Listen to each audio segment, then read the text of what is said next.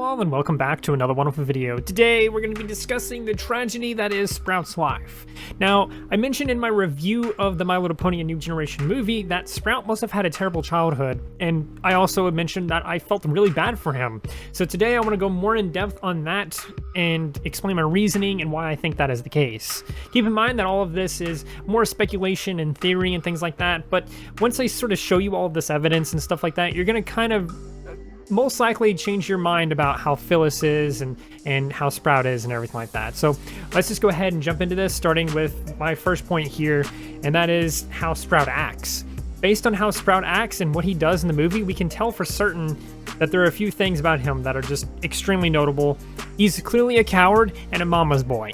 The fact that he's so pathetic already is enough to make you feel bad for him, but when you delve into why he's a coward or a mama's boy or anything else, then you can kind of get a sense for it. You can kind of get a better sense of why you feel bad for him if you do feel bad for him. So let's move on to his mother, because this, I think, is the key thing that makes him this way. His mother is, of course, Phyllis. And in the movie, we can tell right away that she is the primary source of propaganda and fear in the town when it comes to unicorns and Pegasi being evil or whatever like that. Obviously, we know that there's others that are taught this because there's the history teacher that Hitch mentions saying that that's how it's always been or whatever. Well, that is kind of what our teacher said in history class. And then, of course, this has to be something that's been taught for generations. Otherwise, it's just weird and random that it's just suddenly now a thing. But it's clearly something that's been taught to them for generations, which means Phyllis's mother or father or whoever also taught her this, and whoever taught her father probably taught him as well. So it just goes on and on for generations now. Still, though, we get confirmation that she's spreading the most propaganda after the time skip, because we can see that she has an entire factory dedicated to defending them from unicorns and Pegasi, even though there's not ever really going to be an attack. Outside the factory, though, we see advertisements all throughout the town for the Canterlogic factory. These advertisements depict unicorns and Pegasi as evil monsters, and Phyllis uses this for profit so she can sell or control the town more with her products. This sounds evil, but you have to keep in mind that everyone, including her, had been taught their entire lives that the other tribes are evil. So she's acting sort of how you would expect someone in that situation to act. I mean, you could still argue, obviously, though, that like she's doing this for profit and there's some kind of immoral implications to the fact that she's profiting from fear or whatever, but I don't know if that really fits here, and that's not really the point of this. Anyway, you can see that she's the main character that is spreading this propaganda, and everyone listens to her no matter what she says or anything like that. She's essentially the mayor of this town. She's in control of the town to some degree. It's never explicitly said that she's the leader or that she's the mayor or anything like that, but it's heavily implied that she's the leader of this town. And that is important to keep in mind. But anyway, looking at Phyllis this way, looking at her at this angle, as a pony who takes every chance she gets to spread the claim that other tribes are evil and dangerous and that those tribes could attack them at any moment, and you put that into the perspective of an impressionable child who lives with that their whole life. Any normal person would become afraid of the other tribes, and the fear that they could attack at any moment might even make you afraid of just about everything. Combine that with Sprout's desire to be sheriff and a mom who might also be way too busy at the factory or mayor job or whatever the hell this is to spend time with him, and you get someone who also desires their mother's attention, who wants to get recognition for his work and wants to prove that he can also help people too. But without that support from his mother, he's been climbing an uphill battle his whole life. Now, at the beginning of the film, Phyllis does seem to be very supportive and nice, and she does say, sheriff, that does have a nice ring to it when, Sprout says that he wants to be sheriff. She clearly seems supportive of this idea and seems to want this idea. Maybe this is actually what led her into wanting to be mayor or leader of the town or something like that. Maybe she wasn't before this or something. Who knows? I don't know, but this is clearly something that she was happy about. This was something she was clearly happy to hear, and she wanted that future for him. Obviously, things didn't work out because Hitch became sheriff instead, and we know Phyllis is in charge of who is sheriff because she appoints her son as sheriff later in the movie. The second she gets the chance, she does this, in fact. Now, when she does do this, I don't think she's doing it out of his best interest. I don't think she's doing it because it's the best thing for Sprout. I think she's doing it because she wants, or rather she needs, someone who can deal with the citizens, or the town, or however you want to say that. I mean, like literally right after being sheriff, she basically throws him in front of a large mob of frightened ponies. She should know he's not capable of calming them down or repairing them because it's her son. She should know this. She's setting him up to either fail or to take the fall for not being able to protect the town instead of herself. A lot of people are probably going to argue that she wants the best for Sprout and made him sheriff to help build his confidence or something like that, but based on what else we know about Phyllis, I'm not really sure that's exactly the case here. I mean, you could see in the movie when Sprout becomes sheriff, she runs into the station absolutely terrified of dealing with the town. She's completely desperate. She sounds like she really desperately needs Hitch to solve the issue. But then, of course, her son, who's such a mama's boy, tells her that Hitch is gone, that it's just him. I really do think it's fair that she had good intentions making him sheriff. Maybe she actually legitimately wanted to build his confidence. But if you fast forward a little bit more in the movie, when she needs Sprout to face the town, just watch the scene and listen to what she says and how she says it and how she acts. Mom? My, oh my, aren't you the handsome sheriff? Look at you. Yes. Well, this is it. It is your time to shine, dear. Every pony wants to hear from you. They do? Of course. You are in charge now. It's your destiny. She's 1000% manipulating Sprout here because she doesn't want to deal with the town. She doesn't want to be responsible when it's actually her responsibility. The people being scared is partially her fault. It's her responsibility. It's her technology that is supposedly there to keep them safe and calm and everything like that, and she's clearly some kind of leader here. I mean, like I said before, it's not necessarily said that she's mayor or anything like that, but it's heavily implied that she's the leader of this town.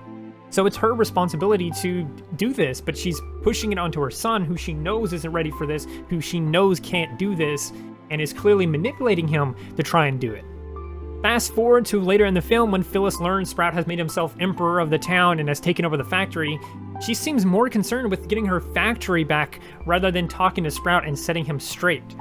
Or at least trying to make him understand that he can't treat the town like this, he can't treat the citizens like this, that he can't take over the town, that this isn't what being sheriff is about or anything. She almost seems to ignore Sprout's feelings or understand that this is her fault. Even after he leaves, she only blames Sprout and says he's getting a big head, even though she is the one who put them in this situation. And Sprout literally tells her that it's her fault by saying that it's because of her love and support. He is literally telling you why he's doing this, and you still blame him instead of yourself. If instead she acknowledged that she shouldn't have done this, like she shouldn't have made him sheriff, and that maybe she made a mistake, maybe this is going too far or something like that, maybe if she sort of looked inward and kind of looked at herself for a moment instead of just saying that he had a big head, I think her redemption at the end of the movie would have made a lot more sense. I mean, I'm still getting comments saying that this redemption somehow makes sense because she made some kind of facial expression one time or something, but that's besides the point. Phyllis put Sprout in a bad situation in adulthood and also clearly wasn't there for him enough in childhood. If she was, then she was probably spending too much time with him, or spending too much time feeding him the propaganda that unicorns are evil and attacks could happen at any moment. At the beginning of the movie, if we can go back to the beginning of the movie here for a moment again, we see that he wasn't even expected to be at Argyle's. He wasn't expected to be at Sunny's place. Mom? Hello? Maybe that's because Phyllis smothers him too much, or maybe it's because she's never around, so he just goes to random places to have fun because it's better than being home alone all the time.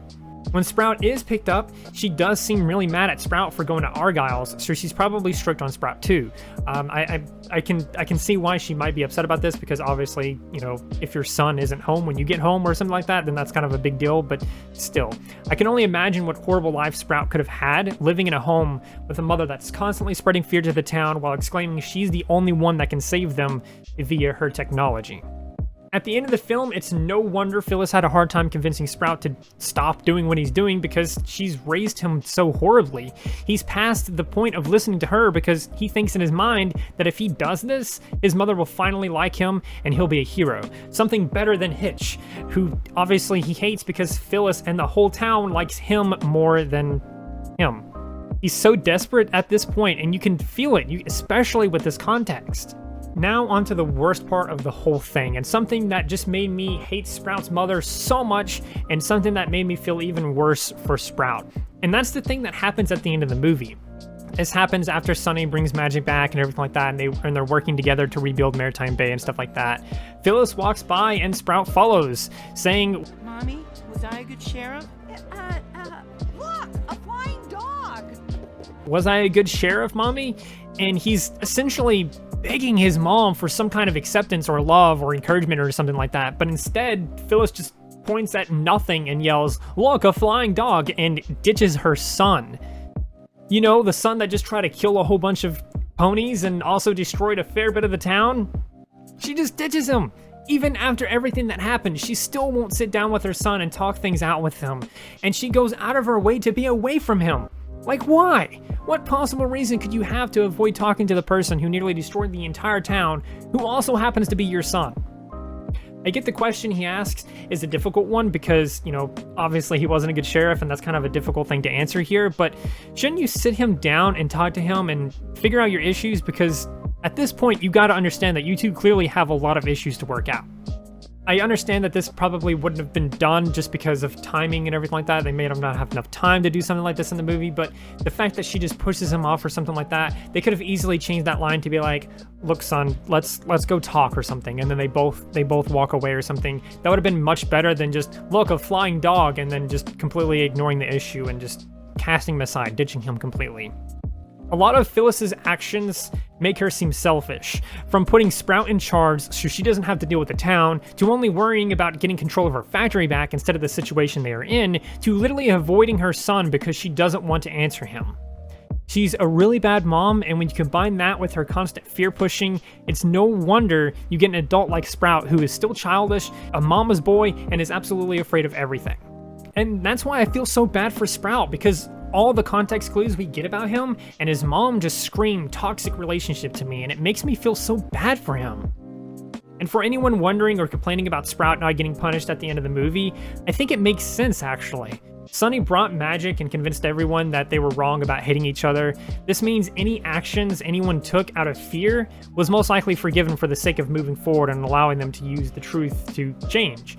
Sprout acted out of fear here, and like everyone else, it's only fair that even though it's extreme fear and the way he acted was very extreme, I think it's only fair that it was worth giving him forgiveness and allowing him to use the truth to change himself as well, just like the rest of the town.